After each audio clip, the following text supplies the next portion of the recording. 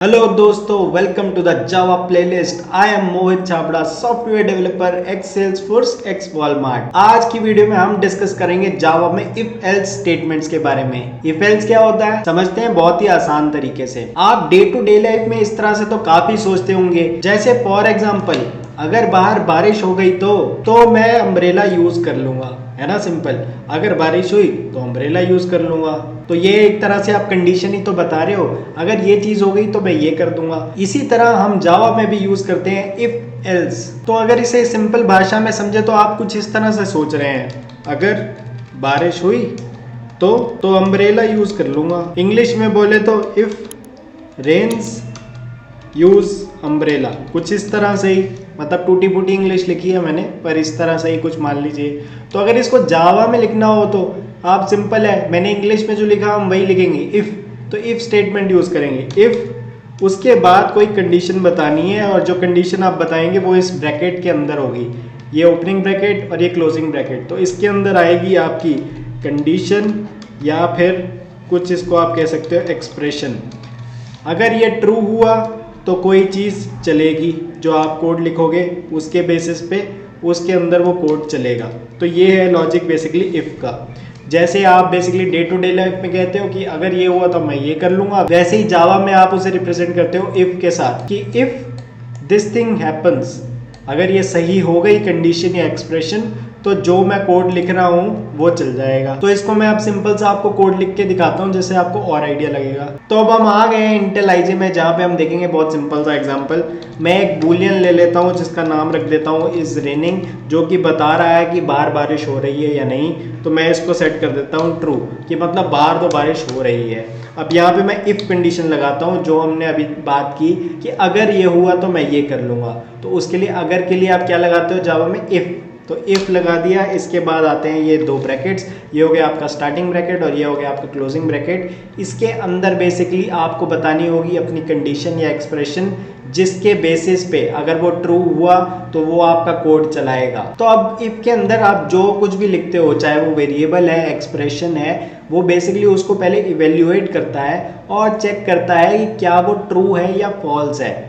अगर तो वो ट्रू हुआ तो उसके बाद जो आप अपना कोड प्रोवाइड करते हो, तो ये हो गया आपका कोड का स्टार्टिंग इफ का और ये हो गया एंड। तो इसके अंदर आप जो भी कोड लिखोगे, अगर जो ये एक्सप्रेशन या वेरिएबल या जो भी आप इसमें प्रोवाइड करोगे, अगर वो ट्रू हुआ तो ये कोड चलेगा, अगर नहीं हुआ तो नहीं चलेगा। तो जैसे हमने लिखा है इफ इज रेनिंग, उसके बाद हम क्या करेंगे, हम मान लो प्रिंट करवा देते हैं system dot out dot println और इसमें हम टेक्स्ट दे देते हैं यूज अम्ब्रेला।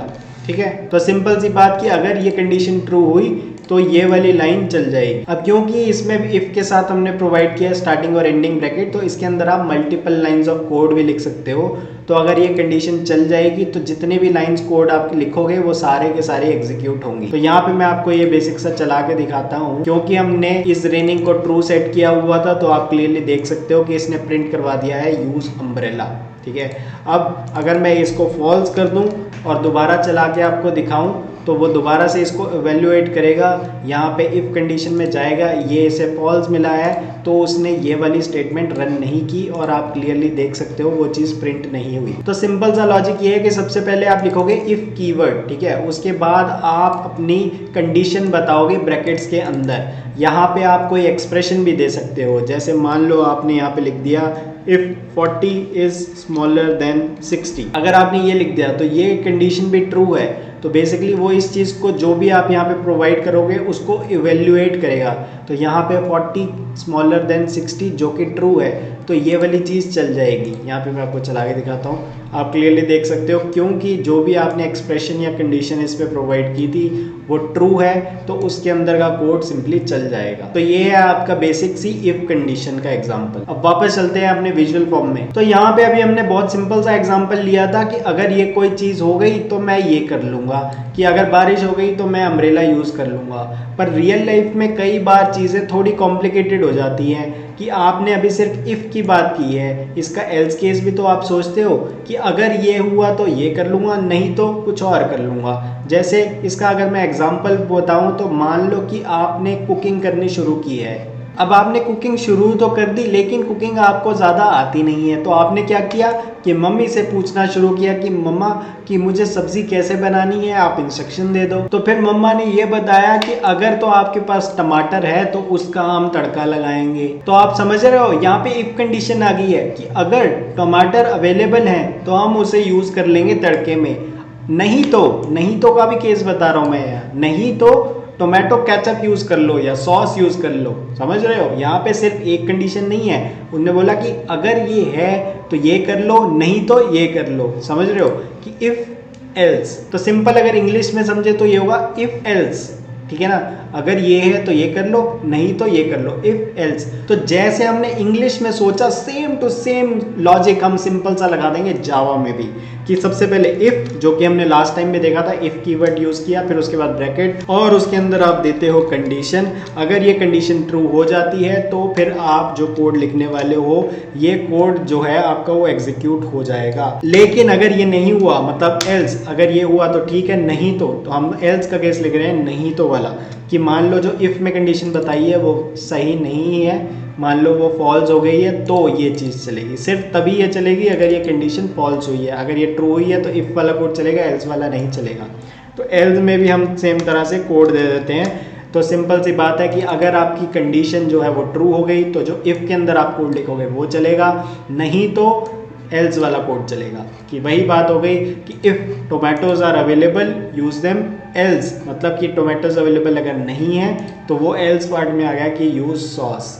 तो अब मैं इसका आपको कोड भी लिख के दिखाता हूँ। तो यहाँ पे स्टार्टिंग में मैं ले लेता हूँ एक बूलियन, जिसका नाम रख लेते हैं is tomato available.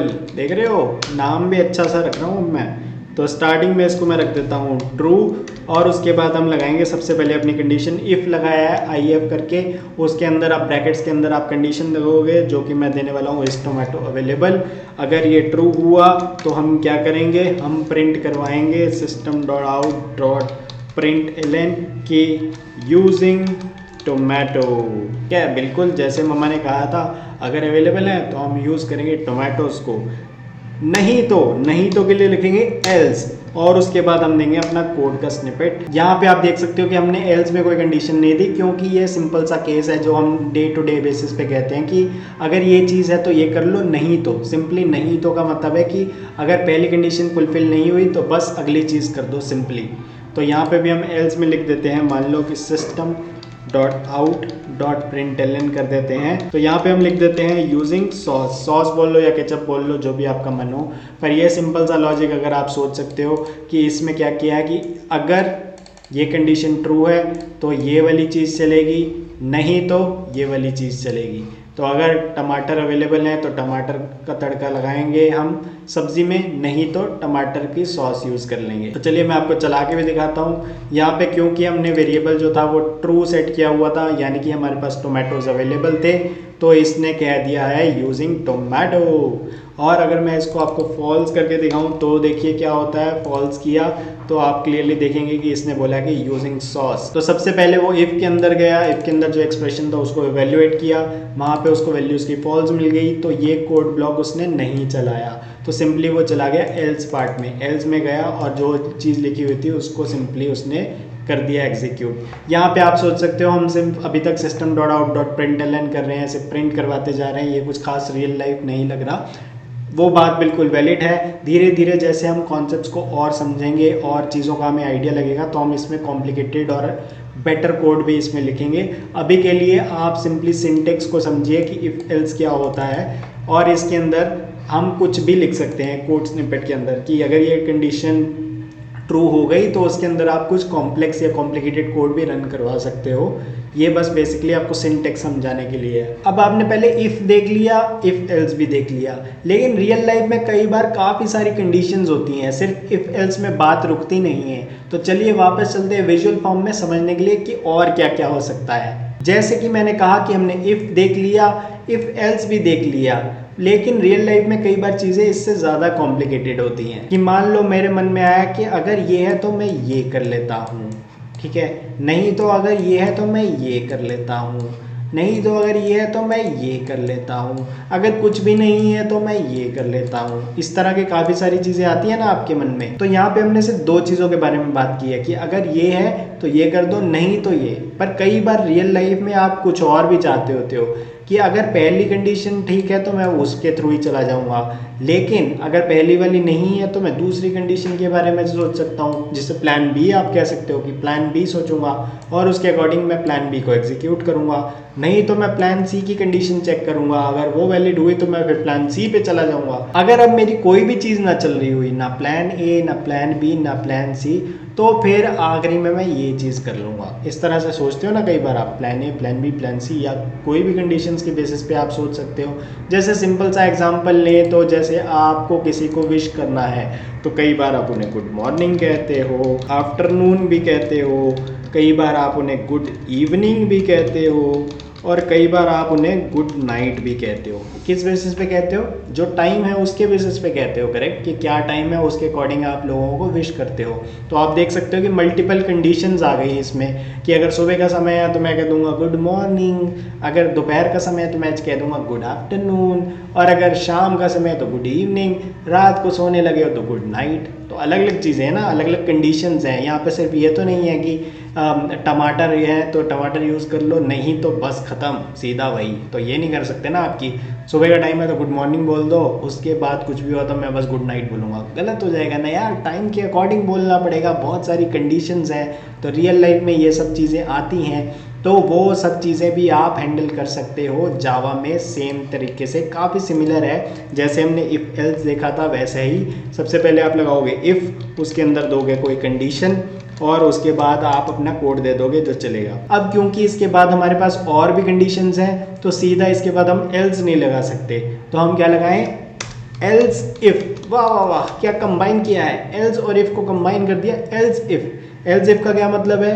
Else if का मतलब है कि अगर जो ऊपर वाली कंडीशन है वो नहीं चली, ठीक है, उसके बाद यहाँ पे आओगे, लेकिन उसके बाद भी ये प्रोवाइड करेगा आपको कंडीशन, ठीक है। अगर ऊपर वाली कंडीशन फॉल्स थी और उसके बाद यहाँ आने के बाद ये कंडीशन ट्रू हो जाए तो इसका कोड चलाओ। देख रहे हो क्या कंबाइन किया है दोनों चीज़ों को, इफ़ का भी उठा लिया है, इफ़ की कंडीशन उठा ली है सेम टू सेम, इस तरह से इसने बता दिया। अब कंडीशन ऑफ कोर्स अलग अलग होंगी सबकी। यहाँ पे मान लो कंडीशन देता हूँ, इसको कंडीशन 1 दे देता हूँ, आगे कंडीशन 2, इस तरह से काफ़ी सारी आप ले सकते हो। लेकिन एल्स इफ एक बिल्कुल कॉम्बिनेशन है, इफ़ का भी पार्ट उठा लिया, एल्स वाले का भी सिंटेक्स उठा लिया, तो बना दिया एल्स इफ।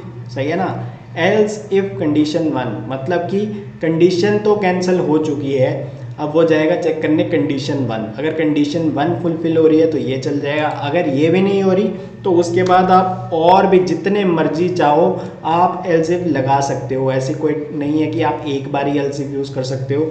एल्स इफ आप एक और लगा सकते हो, उसमें आप कंडीशन 2 दे दो, ठीक है, उसके अंदर फिर अपना कोड होगा। अब इस लाइन का क्या मतलब है? इस लाइन का सिंपल सा मतलब है कि कंडीशन ट्रू नहीं हो रही, उसके बाद कंडीशन 1 भी ट्रू नहीं हो रही, तो ये दोनों कंडीशंस नहीं चली, इसलिए वो इस पार्ट पे पहुंचा है। पर अब वो कंडीशन 2 को भी चेक करेगा, अगर वो ट्रू हुई तभी इसका कोड चलेगा, नहीं तो नहीं। तो इस तरह से आप बहुत सारे एल्स इफ लगा सकते हो। और फाइनली जैसे आपने कहा कि अगर plan A plan B plan C plan D कुछ भी नहीं चला तो मैं फाइनली आखिरी में एक और चीज़ सोची हुई वही कर लूँगा। उसके लिए आप लगा सकते हो एल्स, जैसे हमने पहले यूज़ किया था। और एल्स में आप कोई कंडीशन नहीं दे रहे, यहाँ पे सिंपली आप बता रहे हो कि अगर कुछ भी ना चला तो ये वाला कोड चला देना, बस सिंपल सी बात। ऐसे कर दिया है आपने, तो फाइनली आपने ये बना दिया है अपना लॉजिक। मैं इसको यहाँ पे ले आता हूँ। तो अगर हम इस कोड का फ्लो देखें तो वो कुछ इस तरह से होगा कि सबसे पहले कोड जो है आपका वो जाएगा यहाँ पे आपकी इफ़ कंडीशन पे, वो चेक करेगा कि अगर आपकी कंडीशन ट्रू है या नहीं। अगर तो ये ट्रू हो गई बस ये वाला कोड चलेगा और फिर ख़त्म, ये वाली बाकी चीज़ें कुछ नहीं चलेंगी,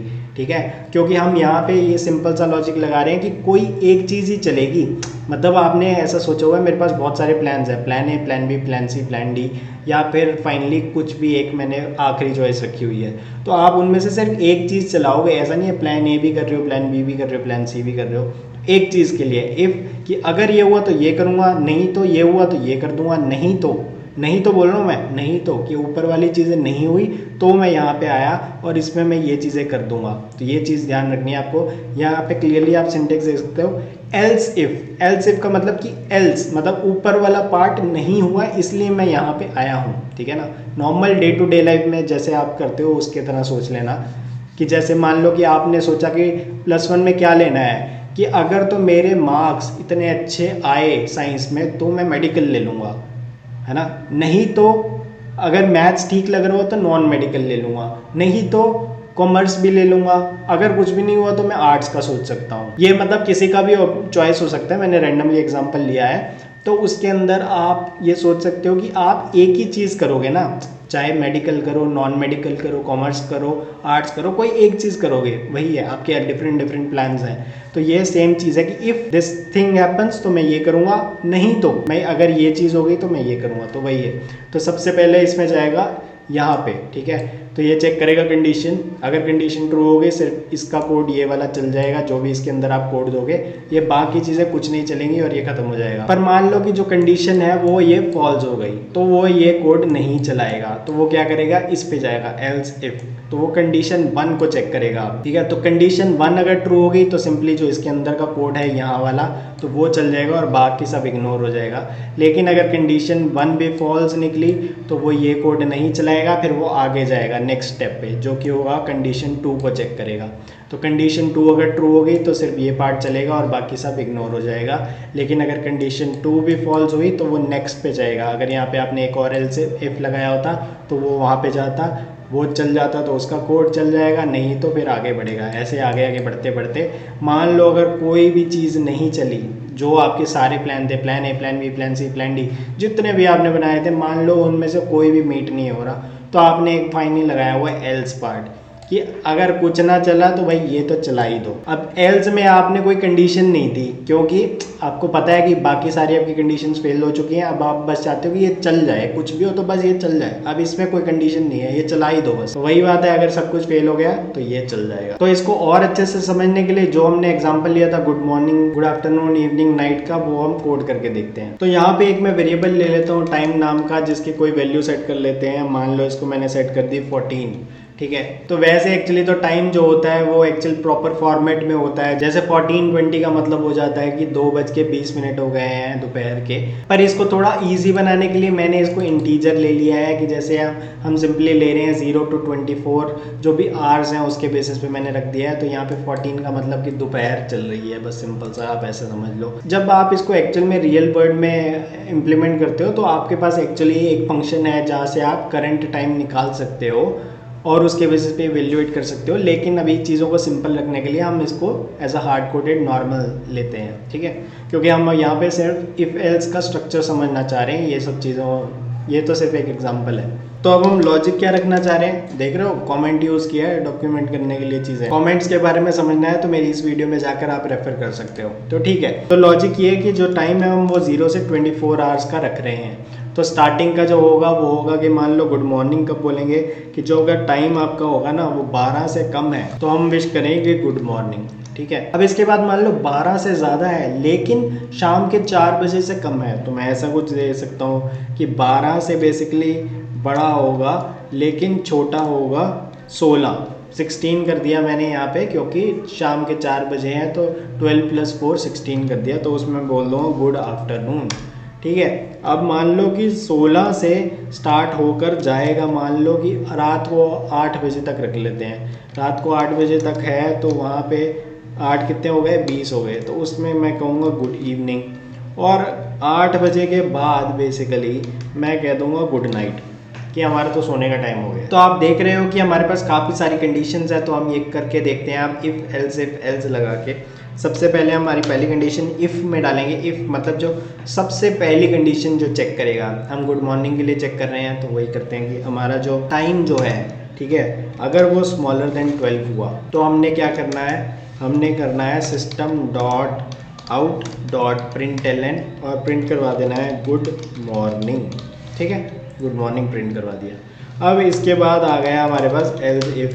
एल्स इफ़ का क्या मतलब हुआ कि ये वाली कंडीशन तो फेल हो चुकी है, मतलब 12 से कम नहीं है टाइम, ठीक है। तो आप यहाँ पे आपने क्या लगाया था कि 12 से बड़ा और 16 से कम।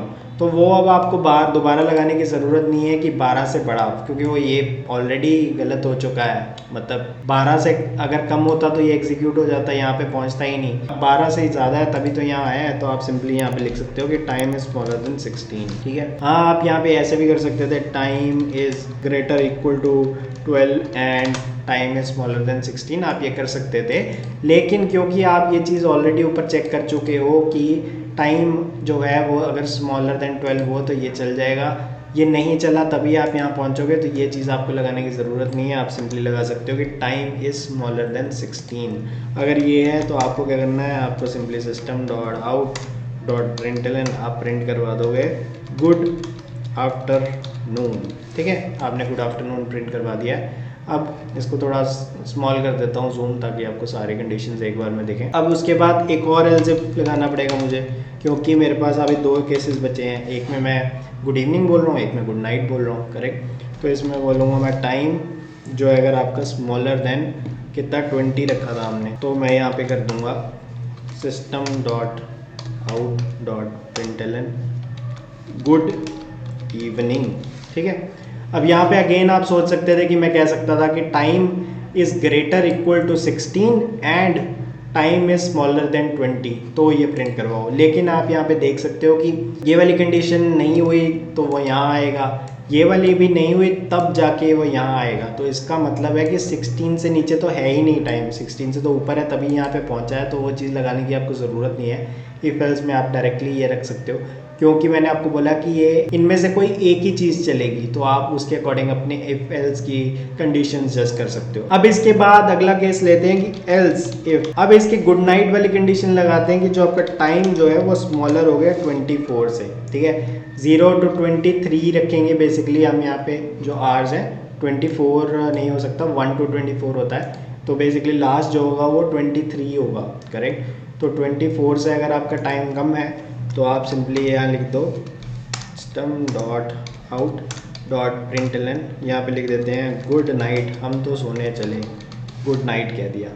अब देखो आपने सारी कंडीशंस ऐसे लगा दी कि अगर ये 12 से कम हुआ तो गुड मॉर्निंग बोल दो, 16 से कम हुआ आफ्टरनून, ये गुड इवनिंग। और ये अब देखो ये भी तो हो सकता है कि इनपुट ही किसी ने गलत दे दिया हो, है ना, कि आपने तो टाइम लिया था कि 0 से बेसिकली 23 तक चलेगा आपका जो आर है। अब मान लो किसी ने इसमें इनपुट ही गलत दे दिया, जो आपको इसके आपके लॉजिक में समझ ही नहीं आ रहा, तो आप क्या करोगे ना, आपका प्लान ए चल रहा है ना प्लान बी, आपकी कोई भी कंडीशन मैच नहीं हो रही, तो आपको लग रहा है समझ नहीं आ रहा, तो आप सिंपली लिख दो कि system dot out dot println. अब आपको समझ नहीं आ रहा कि आपको उनको कैसे ग्रीट करना है, कि गुड मॉर्निंग कहे, इवनिंग कहे, कुछ कहें, समझ नहीं आ रहा, तो आप सिंपली लिख दो वेलकम। कि हमें समझ नहीं आ रहा, आप वेलकम, ठीक है, वेलकम ही ठीक है, बस ऐसे ही, हमें नहीं पता, किसी को ऐसे गुड आफ्टरनून बोल दो, वहाँ पे रात का समय है, नहीं समझ आ रहा, वेलकम करके ग्रीट करके छोड़ दिया, कि मतलब इनमें से कुछ भी नहीं चला तो फाइनली इस तरह से ग्रीट कर दो। ठीक है ना। अभी आपका टाइम कितना था 14, तो हुआ क्या, सबसे पहले चलेगी आपकी ये वाली कंडीशन। ठीक है, ये चेक करेगा क्या आपका टाइम जो है वो स्मॉलर देन 12 है। यहाँ पे आपका टाइम था 14 क्या 12 से छोटा है, नहीं, तो ये वाली चीज़ नहीं चलेगी, तो वो आगे बढ़ेगा, करेक्ट, वो यहाँ पे आ गया। अब वो चेक करेगा इस कंडीशन को, क्या आपका 14 जो है वो स्मॉलर देन 16 है, करेक्ट हो गया, तो ये सिंपली गुड आफ्टरनून चला देगा और कुछ भी नहीं चलेगा। मैं आपको कोड चला के भी दिखाता हूँ कि जो हम बोल रहे हैं सही, देखिए बिल्कुल सही बोला हमने, इसने सिर्फ गुड आफ्टरनून प्रिंट करवाया और कुछ भी नहीं। अब इसको थोड़ा चेंज कर लेते हैं, मान लो मैं इसे दे देता हूँ 17 दे देता हूँ, कि थोड़ा टाइम हमने बढ़ा दिया, इवनिंग का टाइम कर दिया ना, 5 बज गए मान लो शाम के, तो इसने प्रिंट करवा दिया गुड इवनिंग। इसका लॉजिक क्या हुआ, सबसे पहले वो यहाँ पे जाएगा इफ सिचुएशन में, यहाँ पे कंडीशन को चेक करेगा, क्या 17 स्मॉलर है 12 से, नहीं, तो ये कंडीशन फॉल्स हो गई, तो इसके अंदर नहीं जाएगा, वो अगले वाले में जाएगा, तो इसमें जाएगा। सिक्वेंशियल चल रहा है वो, बेसिकली आप ये समझ सकते हो कि, तो आपको ऑर्डरिंग जो आपकी कंडीशन की रखनी है वो भी इसी तरह से रखनी है कि जो आप ज़्यादा प्रायोरिटी पे जाते हो वो ऊपर चाहिए, क्योंकि ये सिक्वेंशियल ऑर्डर पे चल रहा है। तो यहाँ पे अब उसने चेक किया कि क्या आपका टाइम जो है वो 17 क्या वो स्मॉलर है 16 से, जी नहीं, वो तो बड़ा है, तो ये कंडीशन भी फॉल्स हो गई। अब वो नेक्स्ट वाले पे गया, अब वो नेक्स्ट पे गया तो यहाँ पे चेक करेगा क्या आपका जो टाइम जो 17 है वो क्या वो स्मॉलर है 20 से। जी हाँ बिल्कुल, तो इसलिए उसने गुड इवनिंग प्रिंट करा दिया और यहीं पे ख़त्म कर दिया। अब मैं एक और इसमें चेंज करता हूँ, मान लो मैंने इसको लिख दिया 40 कि गलत इनपुट दे दिया कि 40 आया है, तो देखते हैं क्या करेगा भाई। यहाँ पे आप देख सकते हो इसने सिर्फ वेलकम लिखा है। तो हुआ क्या कि सबसे पहले वो गया टॉप वाले में, उसने चेक किया क्या 40 जो है वो स्मॉलर देन 12 है, नहीं, तो यहाँ नहीं, अगले पे गया। तो फिर से उसने चेक किया कि क्या जो आपका 40 है वो स्मॉलर देन 20 है, नहीं, तो फिर अगले पे गया।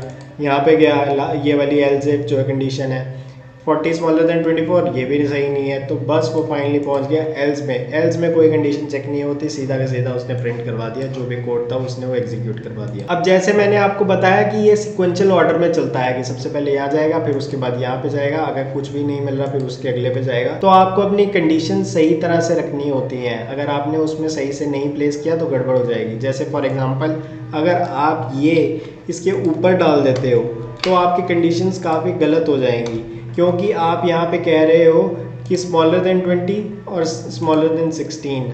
अब आपने 20 को 16 से ऊपर वाले में डाल दिया तो पहले ये चलेगी। तो कई केसेस में जैसे 14 मान लो आपका आ रहा था, तो 14 के केस में अगर ये पहले चल गया तो वो गुड इवनिंग प्रिंट करवा देगा, क्योंकि 14 तो 20 से कम ही है, तो ये गड़बड़ हो जाएगी। जैसे मैं आपको इस एग्जाम्पल में दिखाता हूँ, हमने कंडीशन का ऑर्डर चेंज कर दिया है और यहाँ पे मैंने ऊपर नीचे कर दिया है, गलत लग दी है अपनी प्रायोरिटीज़। तो यहाँ पे देखिए गुड इवनिंग प्रिंट करवा दिया उसने 14 पे। तो अगर इस तरह का कोई केस आ रहा है तो आप क्या करना चाहोगे कि ये एल्स इफ में पूरी कंडीशंस बताओ कि आपने लिख दिया कि time is greater equal to आपका जो 16 है एंड लिख दिया आपने, ठीक है। तो अब आपने ऊपर नीचे कर दिया है एल्स, तो यहाँ पे आपने ऑर्डरिंग चेंज कर दी है, लेकिन आपने कंडीशन जो है वो प्रॉपर बता दी। तो इसमें ये चेक कर रहा है कि जो टाइम है आपका 16 से 20 के बीच में होना चाहिए, और इसके लिए आपने क्या लिख दिया, इसमें आपने लिख देना है कि टाइम जो है वो ग्रेटर इक्वल टू 12 है एंड जो टाइम जो है वो 16 से कम है। और इसी तरह इसमें भी आप कुछ भी दे सकते हो कि जो टाइम है आपका वो ग्रेटर इक्वल टू 20 है एंड टाइम जो है वो 24 से कम है। तो ये बेसिकली इस तरह से आप कंडीशंस दे सकते हो। तो अब क्या होगा, जब आपने 14 दिया, 14 सबसे पहले यहाँ जाएगा, चेक करेगा कि क्या 14 स्मॉलर है 12 से, जो कि गलत है, ये नहीं हुआ तो आगे बढ़ जाएगा। तो यहाँ पे वो चेक करेगा कि क्या 14 16 से बड़ा है, जो कि फॉल्स हो गया। अब इसके बाद एंड लगी हुई है, ठीक है। एंड जो है आपका वो लॉजिकल ऑपरेटर है, उसके बारे में आप डिटेल में समझना चाहते हो तो मेरी इस वीडियो को रेफर करो, ऑपरेटर्स वाली। बेसिकली होता क्या है कि जब आपने एंड लगा दिया तो वो दोनों चीज़ों को चेक करता है, अगर दोनों ट्रू हैं सिर्फ तभी उसका आंसर ट्रू आता है, अगर कोई एक भी फॉल्स हो गया तो उसका आंसर फॉल्स है। तो जैसे कि ये चीज़ फॉल्स हो चुकी है तो ये जो कंडीशन है इसको फॉल्स रिटर्न करेगी, ऑल्दो ये वाला पार्ट ट्रू था लेकिन ये फॉल्स था तो फॉल्स हो गया, तो ये वाला एग्जीक्यूट नहीं होगा, अब चलेगा इसमें। अब 14 क्या 12 से बड़ा है, ट्रू, एंड है, उसके बाद चेक करेगा क्या 14 जो स्मॉलर देन 16 है, ये भी ट्रू, दोनों ट्रू हो गए तो ये ट्रू रिटर्न करेगा और ये प्रिंट हो जाएगा। अब मैं चला के दिखाता हूँ, तो आप क्लियरली देख सकते हो यहाँ पे इसने गुड आफ्टरनून प्रिंट करवाया। तो इस तरह से आपको अपनी कंडीशंस को थोड़ा ध्यान देना होगा, पर मेन फोकस यहाँ पे था कि आप इसका सिंटेक्स समझ पाओ। तो यही सिंपल सा है, सबसे पहले इफ में आप बताते हो अपनी कंडीशन, उसके बाद आप एल्स इफ में अपनी और कंडीशन बता सकते हो कि अगर पहली वाली नहीं चली तो अगर ये चल जाए तो ये वाला कोड चला दो। इस तरह से आप बहुत सारी एल्स इफ कंडीशंस दे सकते हो और फाइनली आप एक एल्स सिचुएशन भी दे सकते हो कि कुछ भी ना चला तो ये चला दो। तो ये है इसका लॉजिक। एक बहुत सिंपल सी बात आपको याद रखनी होगी कि हम हमेशा कहते हैं कि अगर ये हो जाए तो ये कर देना, नहीं तो ये कर देना। आप कभी भी ऐसे नहीं कहते कि नहीं तो ये कर देना, कि बिना इफ़ के एल्स नहीं होगा।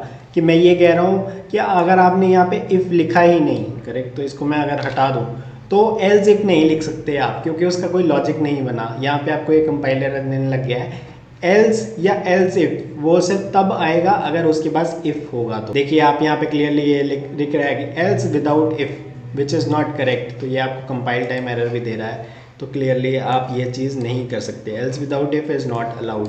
तो सबसे पहले आपके पास इफ़ होना चाहिए, इफ़ होगा तो उसके बाद आप एल्स इफ लगा सकते हो, एल्स लगा सकते हो, या नहीं भी लगाओगे तो भी कोई प्रॉब्लम नहीं है। इफ़ एग्जिस्ट कर सकता है अकेले भी। तो अगर मैं आपको यहाँ पे लिख के दिखाऊँ कि अगर ओनली इफ़ लगाया है तो करेक्ट है, ठीक है। उसके अलावा आपने लगाया है कि इफ़ और उसके अलावा एल्स लगा दिया है तो वो भी करेक्ट है, ठीक है। अगर आपने इफ़ लगाया है, एल्स इफ़ लगाया है, वो भी करेक्ट है। इफ लगाया है, मल्टीपल आपने एल्स इफ लगाए हैं, करेक्ट है। अब हम लिखेंगे else if without if, incorrect, ठीक है। वैसे ही एल्स विदाउट इफ, वो भी इनकरेक्ट। तो इतना आपको याद करने की ज़रूरत नहीं है, ये तो आप सिंपली अगर अपना रियल लाइफ एग्जांपल के बारे में सोचो तो ही आपको समझ आ जाएगा कि अगर ये चीज़ है तो ये करो, नहीं तो ये करो। आप सिंपली ऐसे नहीं करते, नहीं तो ये करो, ठीक है ना। तो सबसे पहले इफ़ आपका ज़रूरी है, इफ़ अकेले भी चल सकता है, पर अगर आपके पास और कंडीशंस हैं तो आप एल्स इफ भी दे सकते हो इफ़ के साथ, नहीं तो इफ़ के साथ सिंपली आप एल्स भी दे सकते हो। वो आप बेसिकली एग्जीक्यूट करके देखो, आपको चीज़ें और अच्छे से समझ आएंगी। इसके साथ प्ले अराउंड करके देखो, बहुत ही सिंपल सा लॉजिक है, कुछ भी नहीं है। Normal day to day life में जो आप चीज़ें करते हो उसका ही आप इसको बना के देख लो। सिंपल सा कोई भी वेरिएबल ले लो और उसके अकॉर्डिंग आप अपने कर दो। जैसे मैथ्स का कोई केस ले लो कि 100 से नीचे है तो ये प्रिंट करवाऊंगा, 100 से 200 में ये प्रिंट करवाना है, 200 से 300 में ये प्रिंट करवाना है, और इस तरह से कुछ भी आप लॉजिक लगा के अपना इफ एल्स इफ को स्ट्रॉन्ग कर सकते हो, समझ सकते हो कि इसका क्या क्या लॉजिक है। अब एक और इम्पॉर्टेंट चीज़ ये है कि यहाँ पे आप काफ़ी सारे कॉम्प्लिकेटेड कॉम्प्लेक्स से कंडीशंस भी दे सकते हो। तो जो भी आप इसमें कंडीशंस दोगे, आपका जो कंपाइलर है उनको इवेल्युएट करेगा, चेक करेगा कि वो कंडीशंस ट्रू हैं या नहीं। जैसे यहाँ पे आप देख सकते हो कि हमने एंड का लॉजिकल ऑपरेटर यूज़ किया है, इसी तरह आप कोई भी और ऑपरेटर्स यूज़ करके इसको कोई कॉम्प्लेक्स कंडीशन भी प्रोवाइड कर सकते हो, वो उसे इवेल्युएट करेगा, और अगर वो ट्रू हुई तो उसका जो है अंदर वाला पार्ट चलेगा, जो भी आप कोड लिख रहे हो, नहीं तो वो आगे बढ़ जाएगा। सिंटेक्स के बारे में जैसे हम बात कर रहे हैं तो एक और चीज़ मैं आपको बता देता हूँ कि इफ़ में जैसे हमने यहाँ पे हमारा कोड स्निपेट स्टार्ट होने के लिए ब्रैकेट्स दिए हैं और उसके बाद उसको ख़त्म किया है, जैसे हम नॉर्मली करते हैं अपने मेथड में, अपनी क्लास में, हर एक जगह जैसे हम करते हैं वही चीज़। लेकिन अगर आपको मान लो सिर्फ एक लाइन ही प्रोवाइड करनी हो इफ़ के अंदर, जैसे यहाँ पे हमने एक ही लाइन लिखी हुई है, तो आप इन ब्रैकेट्स को हटा भी सकते हो। तो जैसे मैं मान लो एक लाइन के कारण इसको हटा देता हूँ तो भी ये चल जाएगा। सिमिलरली एल्स इफ में भी अगर आप सिर्फ एक ही लाइन लिख रहे हो तो आप इसको हटा सकते हो। ये बेसिकली सिंटेक्स है ताकि ईजी बन जाए थोड़ी देखने में चीज़ें, कि अगर आपकी एक ही लाइन है तो आपको ब्रैकेट्स लगाने की ज़रूरत नहीं है। लेकिन इसके अलावा अगर मान लो आपने 2 लाइनें लिखी हैं, मतलब एक लाइन से कुछ ज़्यादा लिखा हुआ है, तो जैसे मान लो यहाँ पे मैं लिख के दिखाता हूँ कि यहाँ पे ऐसे था, गुड इवनिंग मैंने मान लो 2 बार लिख दिया है, या फिर उसके अलावा गुड इवनिंग ट्वाइस करके लिख देता हूँ मैं इसे। तो अब आप देखेंगे कि आपको कंपाइल्ड एरर आने लग गया है। वो इसलिए क्योंकि यहाँ पे आपने ब्रैकेट्स नहीं लगाए। जैसे मैंने आपको बताया कि एक लाइन अगर आप कोड लिख रहे हो तो ब्रैकेट्स की ज़रूरत नहीं है, लेकिन अगर एक लाइन से ज़्यादा आप कोड लिख रहे हो तो आपको ब्रैकेट लगाने बहुत ही ज़रूरी है, नहीं तो कंपाइल एरर आ जाएगा। तो इन जेनरिक आप प्रैक्टिस बना के रखिए कि जब भी आप इफ़ या एल्स इफ लगाते हैं तो उसके बाद एक ब्रैकेट लगा दीजिए, ताकि आपको सोचना ना पड़े कि आपको एक लाइन लिखनी है या मल्टीपल लाइंस ऑफ कोड लिखना है उस एल्स या एल्स इफ के लिए। लेकिन मैंने आपको सिर्फ ये इसलिए बताया क्योंकि कई बार आप ऐसा देखोगे कहीं पे जहाँ आप कोड किया होगा कि ब्रैकेट्स नहीं लगे होंगे। उसका रीज़न सिंपल सा है, उसमें सिर्फ एक लाइन ही होती है जो उसको चलानी होती है। तो एक लाइन के लिए आपको ब्रैकेट्स रिक्वायर्ड नहीं है, एक लाइन से ज़्यादा है अगर तो आपको ये ब्रैकेट्स देने पड़ेंगे। तो आई होप आपको थोड़ी सी चीज़ें क्लियर हुई होंगी इफ एल्स के बारे में। मैं आपको रिक्वेस्ट करूंगा ज़्यादा से ज़्यादा खुद कोड करके प्रैक्टिस करके ट्राई करिए, जिससे आपका कॉन्फिडेंस काफ़ी इंक्रीज होगा। अगर आपने अपना प्रोग्राम बना लिया है इफ एल्स में तो एक कॉमेंट कर दीजिए इफ एल्स के रिलेटेड। इसके अलावा अगर आपके कोई भी डाउट्स है तो प्लीज़ कॉमेंट सेक्शन में जाकर कॉमेंट करिए, I will be happy to help. Alright then, this is Mohit Chhabra signing off. Subscribe to the channel and thanks for watching. See you in the next Java video. Bye bye.